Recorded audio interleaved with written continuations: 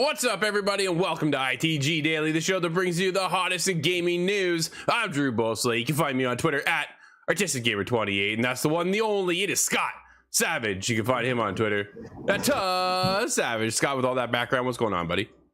Yeah, it's collection day today, but I have to acknowledge my eyes. Looks like I am really tired, and that is true. Dude, you gotta go to bed at night. What were you playing last night? We played Siege, and then what'd you do? A bunch of Command and Conquer until the wee hours. Oh, that's what happened. You and your brother. My brother and I play a 20-year-old game a lot. Man, some games just never die. That's right. Scott, people can join us live every day, Monday to Friday at 11 a.m. Eastern over on twitch.tv/the official ITG, as well as YouTube at ITG. But if you can't join us live, hit us up later. InsideTheGame.ca, podcast services, and TV streaming networks around the globe. Hit us up on Twitter, too. The official ITG. Let us know what you're up to over there, what games you're playing, if there's anything that's 20 years old that you're playing. Or what's coming up in the near month. I'm looking a month out going, holy. Dude, I'm so nervous. Like I'm PlayStation 4s in my living room. Yo, so I got the Pro PS4. I had the original PS4. I think, how many Steve still has that thing? He's PS5 now, anyways. But dude, that thing was loud. And even once in a while, the PS4 kicks in and goes, my kids are on it. It's like, yo, that is nuts. It really is a jet taking off. I want to put a whistle in the fan and see just how painful that becomes. Just let it blow. Scott, we got an awesome show today. We have finally seen the first trailer from HBO's upcoming, highly anticipated series, The Last of Us. Oh, dude. Tell me you watched it. I still haven't actually watched it. I've seen so many people posting it, and I was kind of just scrolled through going, yeah. Well, that's not the only thing on today's show. Netflix isn't messing around either, as they're opening up a game studio. Take note, Stadia. I'm just saying. Yeah, there's a reason why they're opening up their own studio. That's cool. We're gonna talk about that. And how do you feel about it getting a Star Wars game, Scott, every 6 months? I've seen people react to that thought, and it's like it's the mid 2000s again, dude. It's gonna be a hot show. So let's get going. The first trailer of HBO's The Last of Us is here. I was pumped. So those who don't know, for some reason, I hate spooky crap. I absolutely hate it. Last of Us Part 1, one of my most favorite games of all time. Last of Us Part 2 was my game of the year that year. This is like the only spooky stuff I play, Scott. The Last of Us. Couldn't help it, man. I had to get into it. I saw the trailer. My wife is sitting beside me. She's watching it with me. She goes, "You are not going to watch this." I said, "I have to watch this." Right? It's one of those things. But this comes from David Carousel over at PSU. For many PlayStation, and more specifically The Last of Us fans, September 26th holds a special place in their minds. The Last of Us Day, since it's the same day as the outbreak that hits in the in-game world of The Last of Us. I had thought so, actually. That's what I thought yesterday. Yep. This time around, it carries a little more significance, as it is also the day when we finally seen the very first trailer for HBO's The Last of Us. Scott, at the end of the day, we don't know when it's coming. All we do know is it's coming in 2023, and it follows the first game and the DLC by the looks of things as well. Are you expecting it to follow the story beat for beat, or do you think this will be kind of like a side spin-off adventure? Dude, from the trailer, like, it looks almost beat for beat. In some instances, right? There's a lot of it. I'm going, that's the beginning of the game. This is this part. This is the Left Behind DLC. Like, there's a lot of things going on over there that I'm like, I already know the story, right? I think that's the biggest. I already know the story. Dude, I played it twice now, if not more than that, because we just had to remaster for Last of Us Part 1. So, yeah, there's a lot to kind of unpack watching the trailer, but at the same time, if you've played the first game, you're gonna know what's coming with the series as well. But I think they're gonna be able to tell it in a different light, if that makes sense. They've reiterated the story of Last of Us 1 twice now after initially dropping it, right? So after this comes out, all that's left is a book. Yeah. Well, right, man.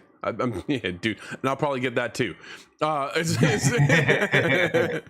it plays along, dude. Like, they're even in the tunnel when they're trying to escape certain situations. Like, I'm like, I saw this just recently with the remake of the part 1 game. And then I'm going, okay, there's that scene, here's that. Like, there are certain scenes within the game that I'm starting to pick apart, going, there it is from the game, and there's that from the game, and there's this. But I'm sure there's going to be some other stuff because it is a TV series and not a actual movie where they got to crunch everything down in 2 hours. Yeah. Oh, right? You may actually know which episode to skip if this is the case. If I ain't skipping nothing. The beats come up. Okay, here's where all the tickers are in the tunnels or whatever. Dude, the clicker that came in on the trailer, I was like, "Yo, that looks wild. It looks really does look pretty gross. I saw that. So good, dude. It looks really, really good. I cannot wait. I am going to apologize because I forgot to change the silence on one of my Discord channels, and it is beeping through, and the guys are just that's annoying. They're busy. They're busy over there, but stop doing that. So yeah, dude, definitely pumped. I'm a little disappointed it's still so far away, gotta be honest, and I was hoping to see something from the multiplayer. Yeah, after being teased about it all day, this was a reveal, and it's not a small reveal, but this is a big reveal, right? Yeah, that's just the thing. It's not the multiplayer, and I think that's kind of one of the things I was like, will we see anything else or the trailer? Which the trailer looks good, but again, it's one of those things. I'm like, yo, I've seen this because I've played it already, but we'll see. I know a lot of people are pumped. I'm pumped. There's a lot going on. Scott, I gotta do it. I'm gonna hang on tight 1 sec. I'm gonna put us off screen just because of the way these guys are going to town. I wonder if it'll be a different interaction if I watch it first and then play it. I wonder if that'll be comparable or better than playing it first and then watching it. Oh, that's fair. Yeah, it's it depends on which one goes into more detail, I suppose. Because if the video game is much more simplified than the TV show ends up being, playing the game might be a little bit dull. Nope. Dude, it's not. I think you're good either way. I think the show is in hopes of pulling people into the game, right? Just like we saw with Cyberpunk and the rise of Cyberpunk 2077. Suddenly now with the Edge Runners anime, like, dude, that game is now having over 1 million people playing that. There's been 100 and what did I see today? Steve Egvari posted, friend of the show, 120,000 concurrent players over on Steam. Like, dude, the game is just on fire right now, right? Kind of the opposite of what happened with the Halo show. Yeah. Instead of driving people to Halo, I think it did the opposite. Which is unfortunate, right? Because I think they were hoping to line it up and get people into it. Dude, just like The Witcher.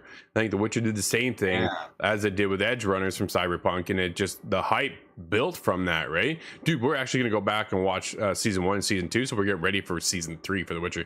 Scott, you got to catch up. Yeah, I don't remember any of season 2. Oh, man. Well, yeah, definitely get caught up. I'm not sure how much I remember really of anything, except for that one scene. We've mentioned it before. It's a little awkward. But yeah, there's a couple of things. Dude, what's not awkward is what Netflix is up to, because it makes a ton of sense. Netflix's next big gaming move is opening its own game studio. Let's go from Anna over at Polygon. Netflix's newest investment in video games is opening its first internal game development studio from the ground up, built for the streaming giant from the ground up. That's a weird sentence to do that twice. The new studio, the fourth game studio owned by Netflix, will be based in Helsinki, Finland, and will bolster Netflix's efforts to bringing engaging original games to their hundreds of millions of subscribers around the world. Vice President of Netflix Game Studios said. So far, the company has focused on buying pre-existing studios to invest in game development.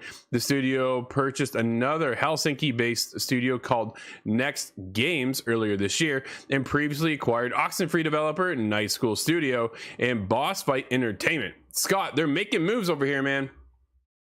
Yeah, it seems like they've very quickly surpassed the milestone that Stadia had left behind. Absolutely. I didn't think it would take very much because they don't own a studio because they shut Jade Studio down. That's the biggest. Dude, Yeah. the writing was on the wall for Stadia. The minute they did that, I'm like, this is over.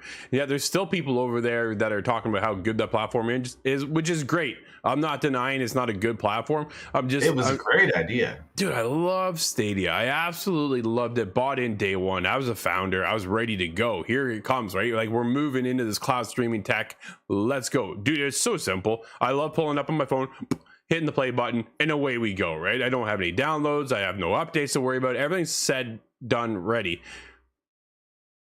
But you don't have to worry about studios having a half a terabyte left or whatever. My Xbox, my PlayStation. It being about almost enough space for one Call of Duty game. Yeah, exactly. Right. So Netflix is investing because they know how big the games industry is. I'm not saying Google doesn't. Obviously, they know exactly what's going on as well. But it surprises me that they don't have any studios, where Netflix now is just buying up studio companies and now building their own from the ground up.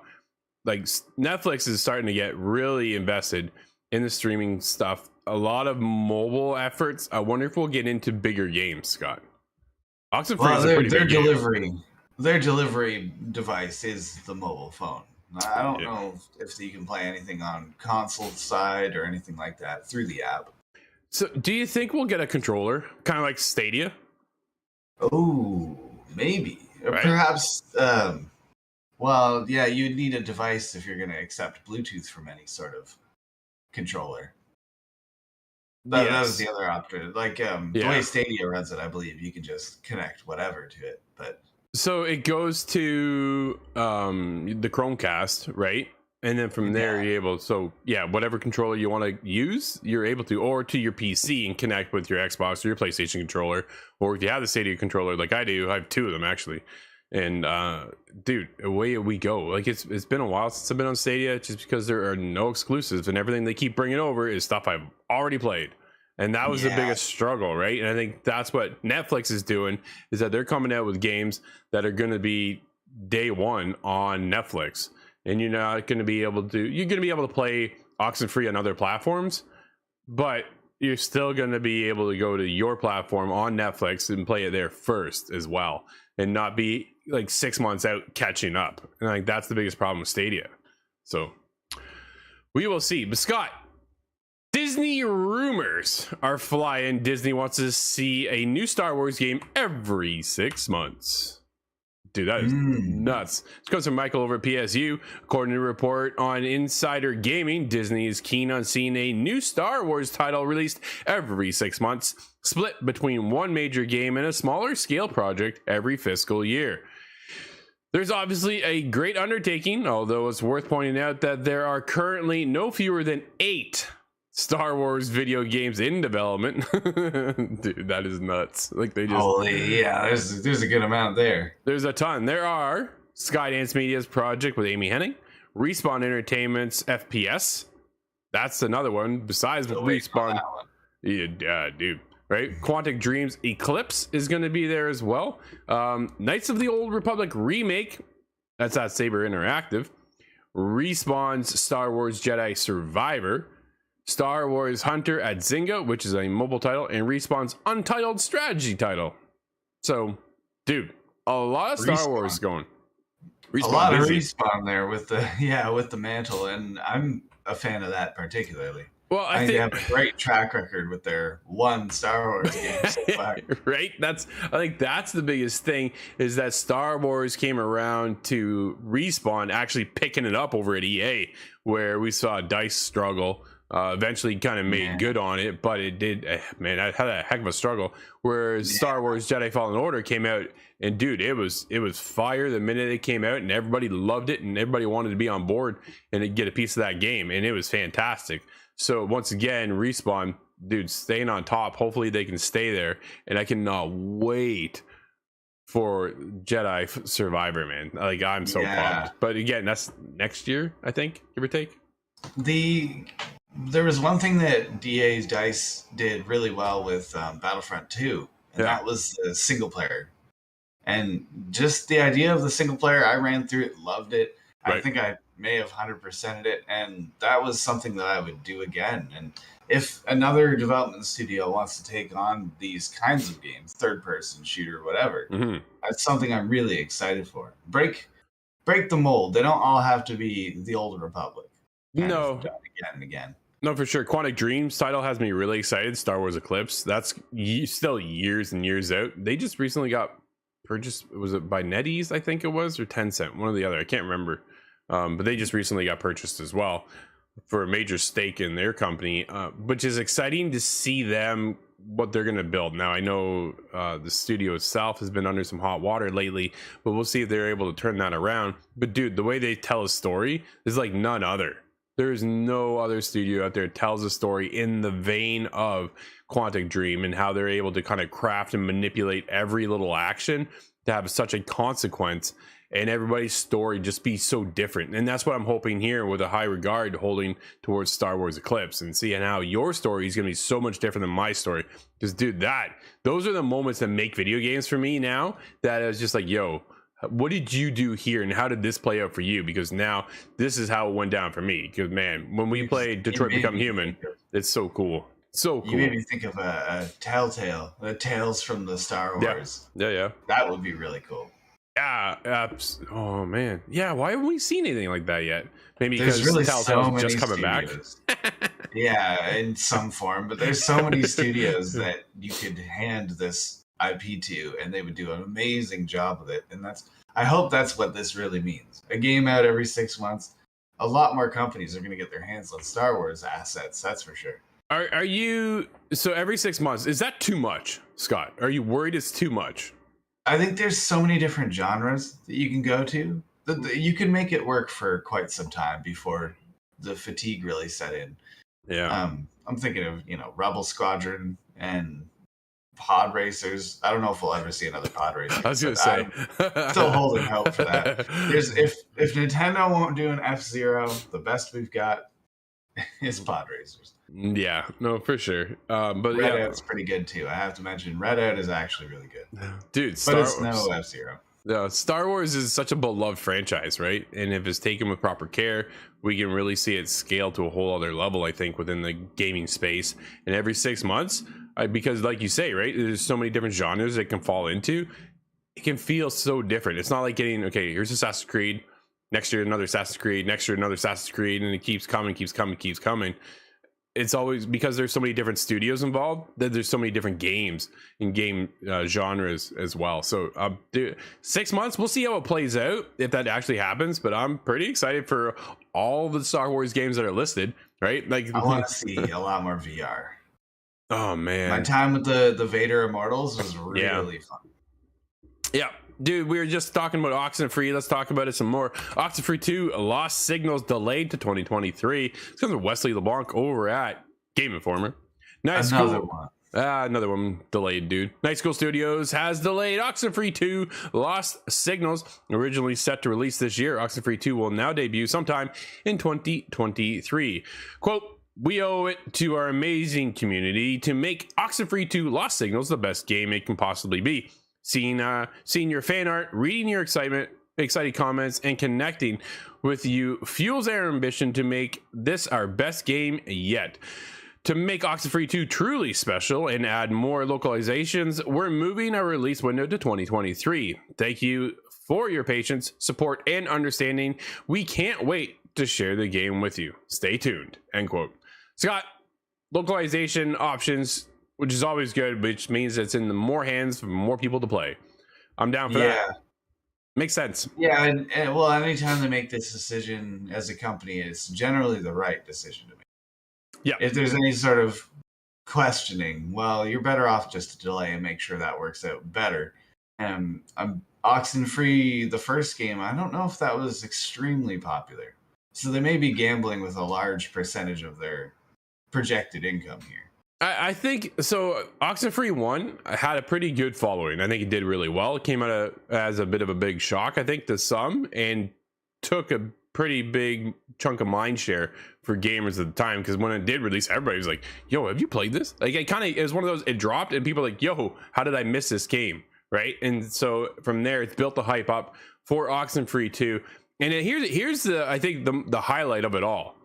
Netflix owns Night School Studios. Okay, they did not tell them to not delay the game to get it out.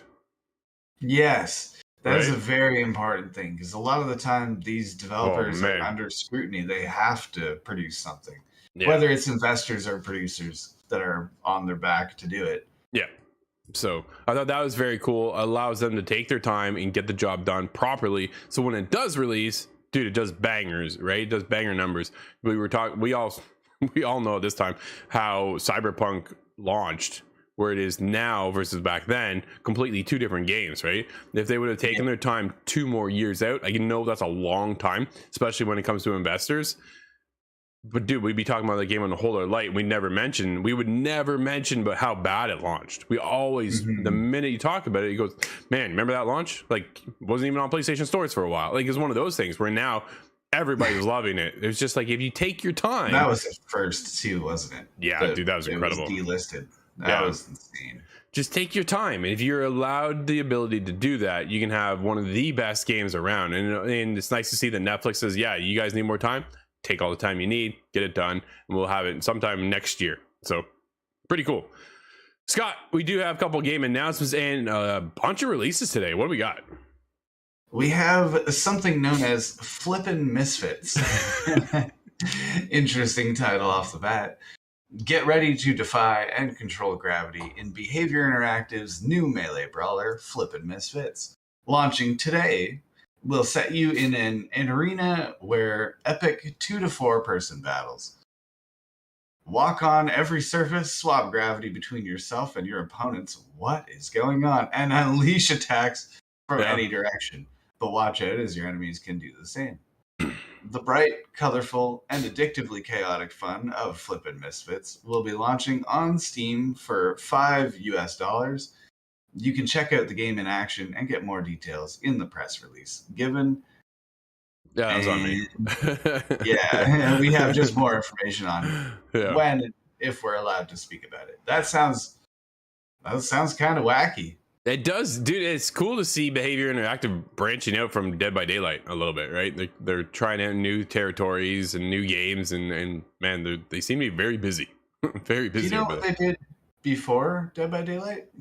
No, because that's the one that really just kind of grabs everybody, right? Like you think of Behavior and you think of Dead by Daylight, and the amount of content that keeps coming out and more murderous people. Like, it's just nuts. There's a whole lot of movie industry properties to borrow from. I'm not sure if they're done yet. No, I don't even think they're remotely close to being finished, which is pretty cool. But what else we have today? We got some big ones. We have some interesting releases here. Yeah, Grounded has hit version 1. It's now in full release. It's been put out quite some time ago on the Game Pass service, and they collected a lot of data from users, and it has finally experienced its full release. That's on the Xbox Series XS, the Switch, and PC. We have Hoko Life, and that is on Xbox One, PS4, Switch, and PC. Life is Strange Remastered Collection comes to the Switch. The Fridge is Red is on PC. Looks weird. I'm very curious. It looks weird. The Legend of Heroes Trails from Zero is on PlayStation 4, Switch, PC. Tunic has made its way out of the Xbox system. It is now on PlayStation 4, 5, and Switch. Good news for everybody there. And a bit of a question mark. We have Moonscars is supposed to release today. I'm unclear if it will. We've received information there's a new patch coming, so that may delay it slightly. We will. Moonscars is available on the Xbox ecosystem, including PC, Xbox One, and consoles, of course, and PlayStation 4 and 5. There you go. Scott, you gonna jump back into Grounded? I really want to. I missed that one due to unforeseen life experience. Yeah, a little bit. I downloaded it, so I'm good to go. I'll give it another shot. The first time we played it, we had a good time, hung out, goofed around, but I felt like something was missing. So I'm hoping now it kind of clicks. Get the ammo. I know where to get the ammo so we can actually fight through the backyard. Oh man, those spiders were deadly. We have to get back to Rick Moranis and unshrink the kids. Dude, that's gonna wrap up today's show, everybody. Thank you so much for hanging out with us. This has been ITG Daily, the show that brings you the hottest in gaming news, where you can join us every day, Monday to Friday at 11 a.m. Eastern, over on twitch.tv/the official ITG, as well as YouTube at ITG. If you can't join us live, it is up later inside the game.ca, podcast services, and TV streaming networks around the globe. Until tomorrow, everybody, I'm Drew, that's Scott, and we'll see you inside the game.